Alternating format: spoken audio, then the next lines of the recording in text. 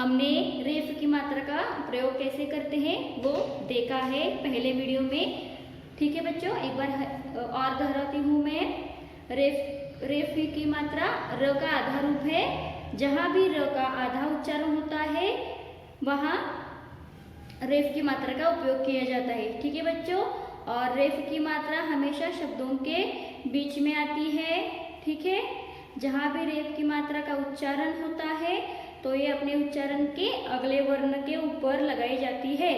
हमने वैसे उसका एग्जाम्पल भी देखा है, जैसे कि धर्म। ठीक है, और रेफ की मात्रा कभी किसी स्वर के साथ प्रयोग में नहीं आती। ठीक है बच्चों, और अब आगे हम पढ़ने वाले हैं पदेन के दो ये मात्राएं। ठीक है बच्चों, अब देखते हैं पदेन क्या है। पदेन यानी के पैरों में लगने वाला। ठीक है बच्चों, ये दोनों व्यंजनों के पैरों में लगने वाला है। जैसे हमने राष्ट्र देखा था, ठीक है, ड्रम देखा था। अब देखिए, अब मुझे बताइए ये दोनों पदेन किस किस पर लगने वाले हैं। देखो, खड़े पाई के व्यंजन। ठीक है बच्चों, जिन व्यंजन में सीधी लाइन होती है उनमें र का पदेन रूप जो स्लाइडिंग लाइन है, जो ये है, वो लगने वाला है। जैसे कि खड़े लाइन मीन्स क्या है बच्चों, सीधे लाइन वाले शब्द व्यंजन कौन से हैं अभी, क, ख, ग। ये जो व्यंजन है ये सीधे लाइन वाले हैं, तो इनके पैरों में ऐसे ऐसे ये स्लैंटिंग लाइन, ठीक है, जैसे दिखता है ना, ये वहां पर उनके वैसे पैरों में लगने वाला है। ठीक है बच्चों, जिन व्यंजन में सीधी लाइन होती है उनमें र का पदेन रूप, ये पदेन रूप जो है वो लगता है सीधी लाइन वाले व्यंजनों में। और जहां पर भी पाई रहित घुमावदार व्यंजन है वहां पर ये उल्टा वी की तरह जो आपको दिख रहा है वो लगने वाला है। ठीक है, ये जो है उल्टा वी की तरह जो दिखता है ये मात्रा है वो हमें किन अक्षरों पर लगानी है, जैसे कि च है, ट है, ढ है, ड है या ठ है। इन अक्षरों पर ही ये उल्टा वी जैसा ये जो प्रयोग हम करने वाले हैं, ऐसे। समझ में आए बच्चों? ठीक है बच्चों, सीधे लाइन वाले अक्षरों को ये पदेन लगेगा, और जैसा जिन अक्षरों का ये घुमावदार है वहां पर ऐसे उल्टा वी की जैसा हम ये मात्रा लगाने वाले हैं। ठीक है बच्चों, आया समझ में? ये जो पदेन रूप है किस किस कर कैसे लगाना है, समझ में आया? अब पदेन की ये सीधे लाइन वाली जो ये मात्रा है, ये प्रयोग है, हम कैसे लगाने वाले हैं। वर्ण आधा होता है और र पूरा होता है। ठीक है बच्चों, इसमें वर्ण आधा होता है और र पूरा होता है। और रेफ में क्या होता है, वर्ण पूरा होता है लेकिन र का उच्चारण आधा होता है। ठीक है बच्चों, अब हम इन दोनों पदेन के कुछ उदाहरण देखते हैं। ये है पहला देखो, ये है क, ठीक है, अधिक रो। यहाँ पर क साइलेंट, तो क्या होगा ये क्र और म, क्र। ठीक है बच्चों, ये जो है वो सीधी पाई वाला व्यंजन है, इसलिए यहाँ पर ये र का पदेन लगेगा। ठीक है, और इसमें देखो ये क्या है, पदेन का ही दूसरा रूप, जैसे कि उल्टा वी है। ठीक है, वहां पर हम कैसे लिखेंगे, कोई अक्षर है उसका, देखो ये है ट,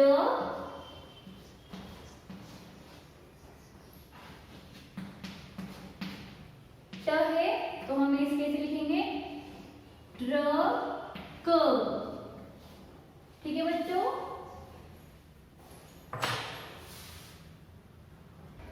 पदेन का उपयोग कब होगा, जब आधे वर्ण के तुरंत बाद र की ध्वनि हो तब पदेन की मात्रा का प्रयोग होता है। ठीक है बच्चों, अब देखो यहाँ पर पहले क्या है, क्र, तो क के तुरंत बाद र आता है इसलिए इसमें, और ये सीधा व्यंजन है, सीधी लाइन है, इसलिए इसमें ये र का प्रयोग होने वाला है। ठीक है बच्चों, क्रम, और इसमें ट्रक, ट के तुरंत बाद र का साउंड आता है, इसका स्वर आता है ट का, इसलिए हम यहाँ पर ये उल्टा वी का पदेन हम लगाने वाले हैं।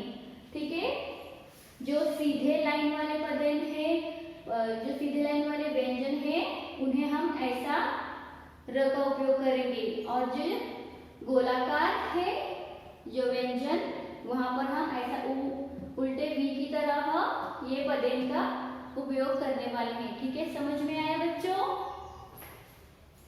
एक बार फिर से मैं पढ़ती हूँ, जब आधे वर्ण के तुरंत बाद र की ध्वनि हो तब पदेन की मात्रा का उपयोग होता है। ठीक है बच्चों, अब हम आगे बढ़ते हैं, पाठ में प्रेरणा। ठीक है, रेफ और पदेन का उपयोग, देखो, पढ़ो और समझो। दर्पण, यहाँ देखो र कैसा है, र आधा है। ठीक है बच्चों, और यहाँ पर रफ की मात्रा है, हम कब लगाते हैं रेफ की मात्रा, रेफ की र का आधा रूप है, जहाँ भी र का आधा उच्चारण होता है या आता है तो वहाँ रेफ की मात्रा का उपयोग होता है। यहाँ पर र का आधा उच्चारण हुआ है इसलिए हमने ये मात्रा दी है, और अगले वर्ण पर लगती है रेफ की मात्रा, उसके आगे जो वर्ण है, जो व्यंजन है उस पर लगती है, इसलिए यहाँ पर प पे रेफ की मात्रा लगी है। तो क्या हो गया ये शब्द, दर्पण। ठीक है बच्चों, दर्पण यानी कि आईना। आगे देखो, ब है, पदेन है और श है, ब्रश। सीधे व्यंजनों में जहाँ स्टैंडिंग लाइन है, खड़ा अक्षर है, वहाँ पर हम ये पदेन लगाते हैं उसके व्यंजन के वर्ण के नीचे। ठीक है बच्चों, क्या होगा ये, ब्रश। ठीक है, और ये है ड है, ये उल्टा भी का पदेन है, और ये है म। जो गोलाकार घुमावदार शब्द होते हैं वहां पर हम ऐसा पदेन लगाते हैं, तो क्या होगा ये, ड्रम। ठीक है बच्चों, आया समझ में? पढ़ो, कार्ड, शर्म, व्रत, प्रेरणा, पर्स, मूर्ख, सब्र, ग्रह, सर्प, कर्म, भ्रम, ट्रक, अर्पण, धर्म, क्रम, ड्रम, टार्च, फर्श, प्रकाश, ड्रामा। ठीक है बच्चों, ये आपको अपने कॉपी में लिखने हैं सभी। पढ़ो और सुनाओ। प्रेरणा पार्क गई थी, उसके हाथ में ब्रश था, वह ब्रश से ट्रक के चित्र में रंग भर रही थी, उसके हाथ से ब्रश नीचे गिर गया, अब वह चित्र में रंग कैसे भरेगी। ठीक है बच्चों, ये आपको भी पढ़ना है, और ये जो सारे शब्द हैं वो अपने नोटबुक में लिखने हैं। आगे देखो, अभ्यास, मौखिक सही उच्चारण करो। पत्र, रक्षक, बच्चा, ब्रश, ड्रामा, दर्पण। ठीक है, लिखित, दिए गए चित्रों को उनके नाम से मिलाओ। यहाँ पर चित्र दिए गए हैं और यहाँ पर उनके नाम हैं, उनको मिलाना है। ये क्या है, कुत्ता। कुत्ता कहाँ पर है, ये है कुत्ता। ठीक है बच्चों, यहाँ पर देखो त को तो ऐसे लग गया है, तो ये कौन सा व्यंजन हो गया, कौन सा हो गया, द्वित्व व्यंजन। ठीक है बच्चों, ये क्या है, मच्छर, यहाँ है मच्छर, तो ऐसे मिलान करना है। ये क्या है, ड्रम, देखो ड्रम, ड्रम के आगे क्या है, पदेन है, जैसे घुमावदार जो व्यंजन है उन्हें ऐसा पदेन लगने वाला है। ठीक है बच्चों, ये क्या है, ट्रक, तो ट्रक यहाँ पर है, ऐसे मिलान करो आप। ठीक है बच्चों, आगे देखो, अक्षरों को मिलाकर लिखो। यहाँ पर कुछ अक्षर दिए हैं, हम उसे मिलाकर देखते हैं। ये आपको आपकी नोटबुक में भी लिखने हैं। ठीक है बच्चों, अब यहाँ पर देखो, ये है श, ये है ए की मात्रा और ये है त्र। एक साथ कैसे लिखेंगे हम, मात्रा हमेशा उसके आगे वाले शब्दों को लगती है। क्षेत्र, क्या हो गया ये शब्द, क्षेत्र। आगे देखो क्या है, ये ब है, एक पदेन है और श है। पदेन, ये ऐसा वाला पदेन हमेशा सीधे व्यंजनों को, जो सीधे लाइन में है उन्हीं को लगता है, तो हमने ये ब लिया और आगे वाले शब्दों को लगता है। ठीक है बच्चों, ये है ब्र, ऐसे ये पदेन लगा, और ये है श, ब्रश, और ये पदेन लगाते समय बच्चों ध्यान रखना, यहाँ से ऐसे सीधा लगना चाहिए। ठीक है, ना कि ऐसे ऐसे ऐसे गलत नहीं लगाना। ठीक है बच्चों, ऐसे ही बराबर उसके बीच में से लाइन आनी चाहिए। ठीक है, आगे देखो, प है, क है, फिर आ की मात्रा। अब हम इसे क्या कहेंगे, तृतीय द्वित्व व्यंजन। एक ही व्यंजन दो बार आता है, पहली बार आधा और दूसरी बार पूरा। ठीक है बच्चों, प का, पक्का। ठीक है, आगे देखो, ये है व है, ये ई की मात्रा है जो ज्ञ को आगे से लगेगी।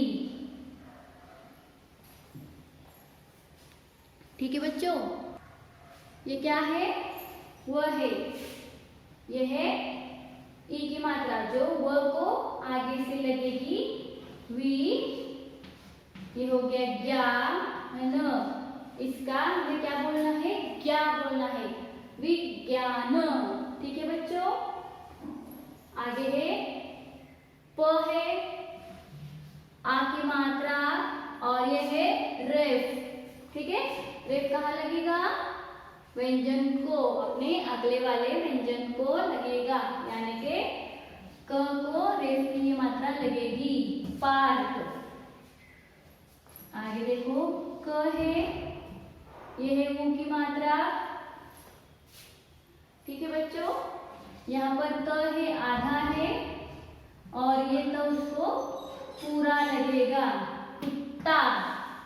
समझ में आया बच्चों, ये आपको अपने नोटबुक में सब लिखना है। ठीक है बच्चों, समझ में आया, ये पाठ आपको बार बार पढ़ना है, तभी समझ में आएगा, और आपने नोटबुक में भी ऐसे लिखना है सब। ठीक है बच्चों, मुझे आशा है हमने जो पढ़ा वो आपको समझ आया है, आपको ये घर पर भी पढ़ना है। ठीक है बच्चों, बाय बच्चों।